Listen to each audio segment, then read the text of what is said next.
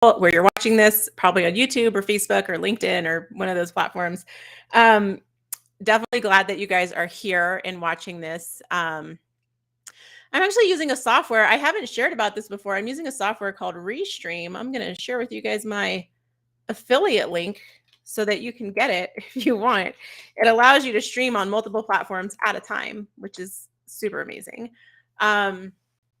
And I was just sharing about this with somebody today who I had a meeting with because they have a bricks and mortar business that they want to take online in order to scale, right? It's a service provider. She's stressed out. She's got, she's doing all this providing of service, and she can only reach so many people per day because she only has 24 hours in the day. And it was so interesting because the advice that I gave her for how to bring her business more online, and she wants to create a membership around it and that kind of thing, is similar advice that I gave to somebody else who wants to start a business helping people with MS, multiple sclerosis. The same advice that I've been giving to people that have been asking me about, like, how do you do your business? How do you do side hustle? What's your advice for me if I was to start something right now? And so while I normally do talk a lot about Pinterest, I love Pinterest. I love Pinterest marketing. And I'm going to talk about it a little bit here. I also like to talk about the other parts of business, right? Email marketing, content marketing, like blogging, SEO, all of those things, social media. I was a social media manager for 10 years, working with all kinds of brands. Like, it was awesome.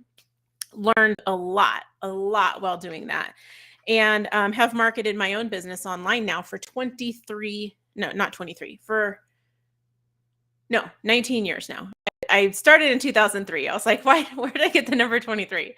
For 19 years now, going on almost 20 years that I have had this business. 19 and a half years old. It's pretty awesome. So what would I do different if I was starting something now? So I've got a site that I've been working on, kind of like, it's got a little sandbox thing going on. And I've been toying with this idea for a while now. And so what would I do to start it up? One of the things happening right now in the world is that, like, and I don't know if it was Pinterest that reported this or if it was my ad network. I think it was Pinterest. It was like something I read from an Australian site. I can't remember. But right now, side hustle is like one of the top search terms on the internet. And that's because people are like, how do I make more money? How do I side hustle? Like, the inflation is crazy. Like, they're watching the news and they're getting a little scared and they're like, I need to make more money. So what would I do?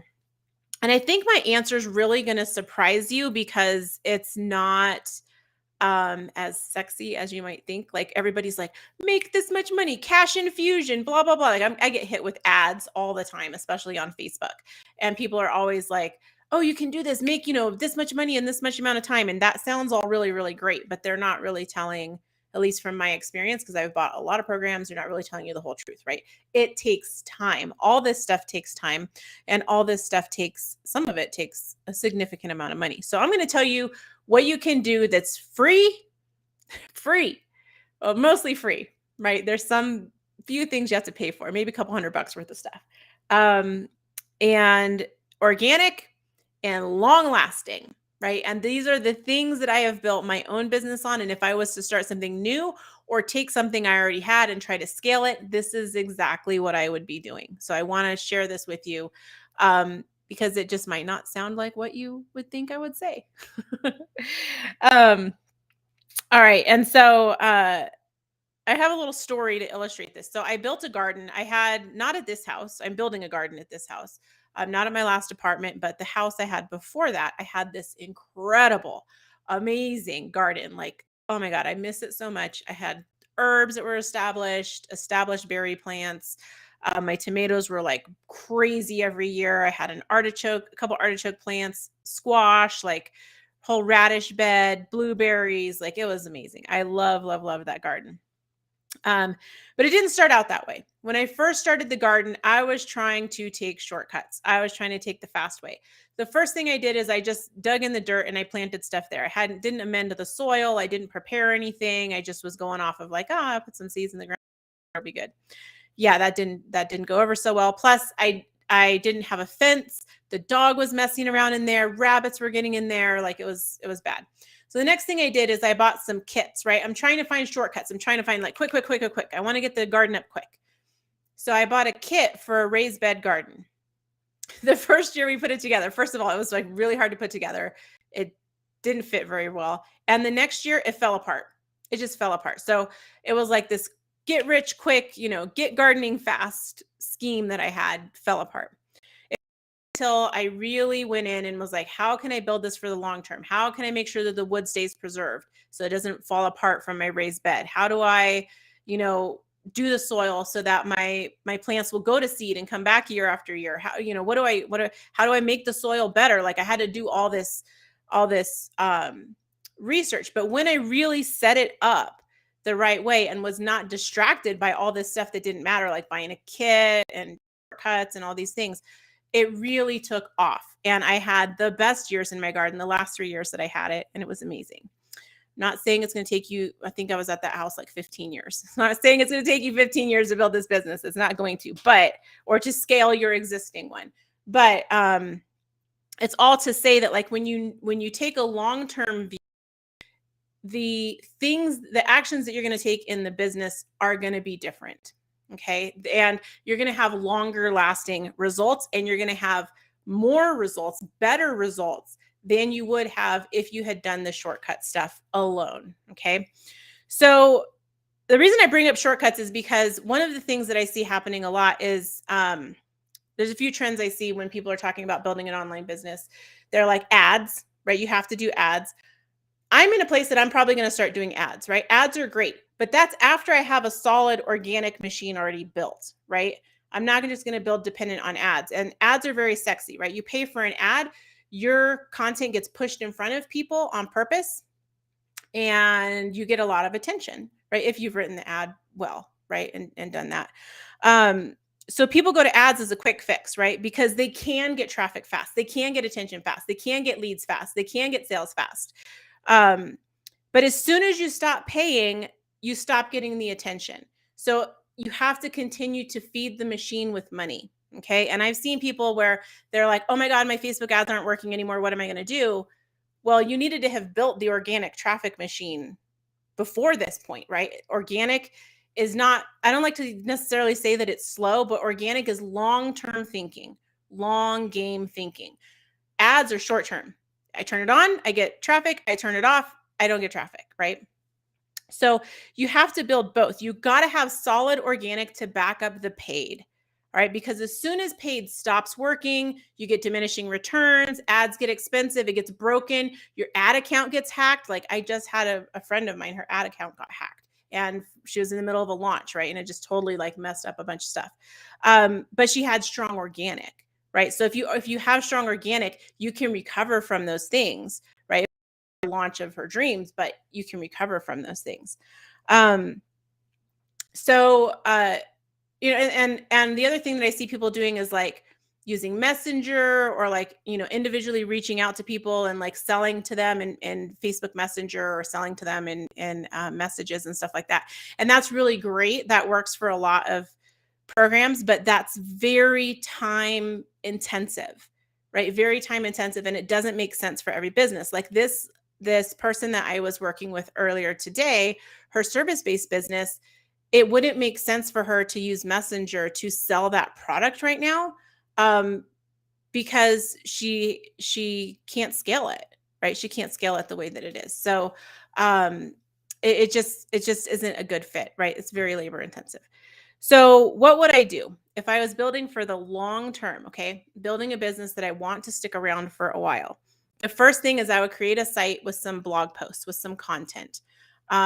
Content that helps people solve their problem that I help them solve, right? Content that positions me as an expert, but also that serves my people. Now, I'm not saying you're going to take everything that you know and serve it on a silver platter to them and be like, here, I wrote some blog posts and it tells you everything you ever need to know. You don't even need to hire me. Like, just come look at my blog, right? Because that kind of site where you're giving everything on a silver platter has to be monetized typically with ads and affiliate income, because you're not selling them the information, you're giving them the information and they're giving you attention. And then you have ads on your site, right? Where you have advertisers that advertise on in order to get in front of these people. You have traffic. So this all takes time to build. Ads is not fast. ads for a good ad network, you're looking at 50 to 100K page views a month. That's going to take some time for you to get that momentum. So that's not quick money. Okay. Um, but you can build that, right? That's what bloggers do, right? And I have a blog and I definitely do that. But it's just not, you don't want to give everything away, right? If you're going to sell an information product or a product, at the end of the day, you don't want to just like give all of it away. So I would do a site with blog posts, like a WordPress site. I like WordPress. WordPress is great. I guess you could use Squarespace or something else if you wanted, but I feel like WordPress is the gold standard. WordPress is super easy to use. And every time that there's a problem that I have that I want to solve on my site, I can find a WordPress plugin that solves that problem. I can find a developer really easy who can solve that problem. And I can find tutorials really easy if I want to try to solve the problem myself. There's a ton of WordPress tutorials on YouTube. So I love WordPress for having a site with blog posts. And this is the part that you're going to have to pay for. This and then the email part I'll tell you about later. So a site with blog posts that talk about what it is, what's the problem that you solve, right? And what are the solutions for it? And then a way to continue the conversation. So they come to your site, right? And we haven't got into how they're coming to your site yet, but we'll get into that. People come to your site and they're reading this article, and we want them to sign up for your email. We want to have a way to continue a conversation with them, right? You can get them on your Instagram, you could get them on your YouTube channel, you could get them on your Facebook or whatever, but the best way is to get them on your email list, because then you own the email list. I've been doing email marketing since 2003. I did email marketing during the years that it was not sexy and everybody was on social media. Email marketing has always been my bread and butter. I've done really, really well with it. It's the gift that keeps giving. Has it been more challenging? Oh, heck yeah, right? It's changed a lot over the years, but email marketing is where it's at. So I like that as my way to continue a conversation, but you could have a Facebook group. You could have, something else if you want to continue the conversation somewhere else. You just need a way to continue the conversation with these people that are coming to your site and looking at your articles. Okay. An email list, if you have that, right, you're going to need a service to sign up with that you're going to do your emails with. I will share with you the one that I love. It's down in the comments. It's called ActiveCampaign. This is my affiliate link for it. It's my absolute favorite. Do you need to start there? No, you can start with something like MailChimp. MailChimp has free, I think it's free under 2,000 subscribers at the time of this recording, because things can always change. But I like ActiveCampaign because there's so many cool things that you can do with it, especially automating sending emails. And that's what's allowed me to take back a ton of time and control and freedom in my life, is that I'm not sitting here writing emails all day. I have it automated. That's a little bit next level, but I'm sharing it with you if you're like, hey, I want to go ahead and learn that system. Cool. Here's a link. So you need a way to continue the conversation with the people that come to your site and look at your blog posts. That I recommend as email. You can do other things if you want. And then the next thing that you need to do is a YouTube video. Okay. So if you have your website, there's some things you got to put in place, right? Some search engine optimization that you're going to put into your articles. You're going to write them in a way using keywords that people search for on Google, for example, or search for on Pinterest, so that then that platform like Google or Pinterest can say, oh, this article is about blah, blah, blah. And then it'll get indexed and be served in searches. A little bit different how that works on Pinterest, right? Google, if you connect it with, you got to do a sitemap and some things like that. These are very YouTubeable things to do. But basically, Google, you'll get traffic from Google, right? They're the number one search engine. If you're writing your articles well, and you're answering questions that people actually have, you'll get traffic from Google. And then the number 2 search engine is YouTube, which is owned by Google. So what you'd want to do is take that blog post, and maybe there's a section of it that you want to expand a little bit, or maybe there's 3 tips that you pull from the blog post that now you put them into this YouTube video. So you make a video that complements the article. Embed that video inside the article if you can. And now you're going to show up on YouTube searches and Google searches, right? Super awesome. This is all organic. None of that costs money yet, except for the website and the email service provider, or the email newsletter provider. Then the next thing that I would do is Pinterest. I would create pins that go from the blog posts, that link to the blog posts from Pinterest, but I would also create pins that link to the YouTube videos from Pinterest. Now, Pinterest has video pins. You can also make some video pins with that content you made on the YouTube video and make those that live just on Pinterest as well. You could totally do that. And sometimes there's like thoughts that maybe like Pinterest is trying to be YouTube, so you shouldn't put YouTube links on there, blah, blah, blah. You can put them on there until we get a notice that says we can't. So as of the recording of this video, you can put YouTube links on Pinterest. That's what I would do. And then if I wanted to scale that more, then I could use ads, right? Because I've got the organic stuff there. So why are we doing this, right? One, we're going to create the website with the blog so that we can be indexed by Google and we can have somewhere to send people from Pinterest. Okay. Indexed by Google, send people from Pinterest. YouTube's the number 2 search engine. So we want to have a presence there because Google's number 1, YouTube's number 2. Depending on what list you look at, Pinterest is anywhere from number 4 to number 10. But Pinterest is still super strong in search. And whatever you do for Google is going to be good for like the Bings and the Yahoos. And I don't know who's still using that stuff, but somebody is.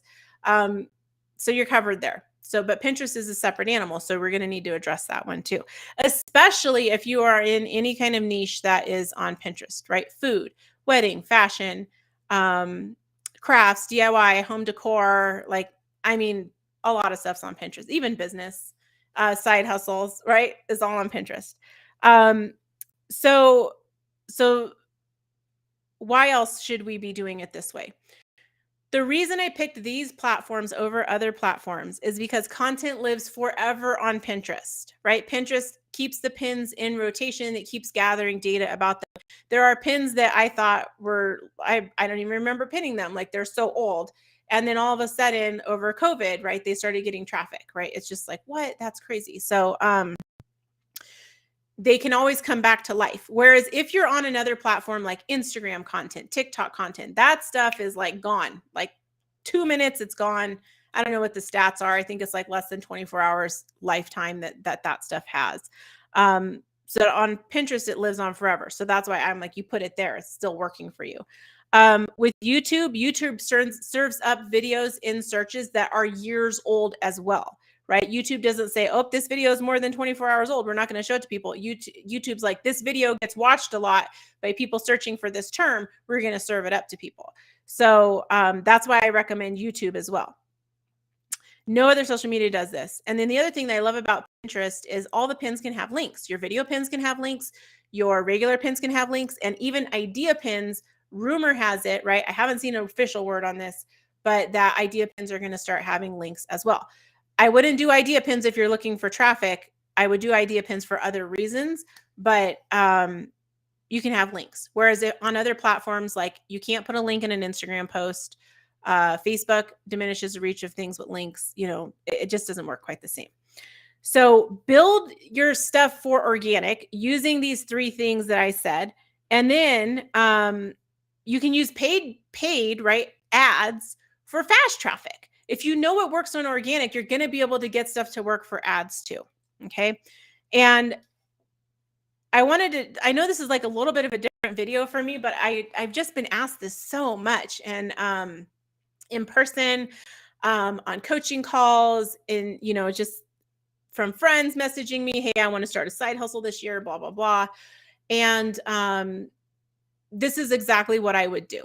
This is exactly what I would do. And you guys, this is like what I am working on right now. I'm working on some new YouTube content. I'm looking at my Pinterest going like, what can we do there different, new that we weren't doing before? And so this is all stuff that like, not all. In the email, I'm looking at my emails too. I'm like redoing emails and rebuilding automations and all those things. This is stuff I teach in my program, Legacy Lab. Now, Legacy Lab is closed to the public. It's invitation only. It's only available to people who are in my other program, SmartPin Pro, where I teach how to build an organic Pinterest traffic machine. So if you're interested in Legacy Lab, just hit me up in messages and we can talk about it. Because it's not publicly available. I've let one person in who was not in SmartPin Pro, but most people have been in SmartPin Pro. But we talk about this stuff in SmartPin Pro too, because in SmartPin Pro, I teach you how to build traffic with Pinterest. It doesn't exist in a vacuum, right? You're getting traffic over from Pinterest to your site. Then what? Well, we got to talk about some email marketing, right? We've got to talk about how you continue the conversation. So there's like in our coaching calls that we have every week, etc., we talk about this kind of stuff. So if you want to learn a little more about these things, I would invite you guys to join my Facebook group. I'm going to go grab the link for that guy right here and share it with you. I think it's in the caption of this. But you can go to the Facebook group, join it. We have conversations in there. I just recently reopened it up for posting. If you're watching this later and I closed it, I'm sorry. But right now it's open for posting. So if you're like, I have a question, I need help, I go in there and post it. And you can do anonymous posting as well. We do screen the questions because we just don't want to have spam. I don't want anybody's time wasted with spam. So we screen them and approve them. But I'm reviewing it every day. So it's not like you're going to get lost in the fray or whatever. Go in there and post. And I want to support you guys. Like, I know that things are somewhat challenging right now. And especially in this environment, it's really hard to stay optimistic and positive. We have an optimistic and positive group. So come on over and let's continue the conversation. Let's figure out what it is you need next in your business and get that going so that you can continue serving the people that you created this business to serve. All right. Thank you guys so much for watching. I will see you guys.